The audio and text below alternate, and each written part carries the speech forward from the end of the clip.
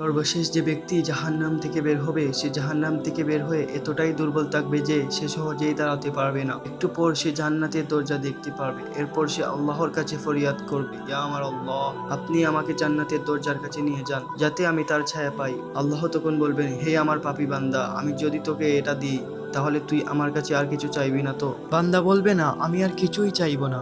যখন তাকে সেই দরজার কাছাকাছি নেওয়া হবে তখন জান্নাতের সুবাতাস তার গায়ে এসে লাগতে থাকবে। এরপর সে আল্লাহর কাছে আবার ফরিয়াদ করবে, ইয়া আল্লাহ, আপনি আমাকে জান্নাতের দরজার কাছাকাছি করে দেন। আল্লাহ তখন বলবেন, তুই তো বলেছিলি আর আমার কাছে কিছুই চাইবি না। তখন বান্দা বলল, আমি ওয়াদা করছি এরপর আমি আর কিছুই চাইবো না। যখন তাকে জান্নাতের দরজার কাছাকাছি বসিয়ে দেওয়া হবে, জান্নাতীদের আওয়াজ শুনতে পাবে। এরপর সে আল্লাহর কাছে আবার ফরিয়াদ করবে, ইয়া আল্লাহ, আপনি আমাকে জান্নাতের ভিতরে প্রবেশ করিয়ে দেন। এরপর আল্লাহ বলবে, তুই তো আমার কাছে ওয়াদা করেছিলি যে তুই আর কিছুই চাইবি না, কিন্তু তারপরও আল্লাহ তাকে জান্নাতের ভিতর প্রবেশ করিয়ে দেন। সুবহানাল্লাহ।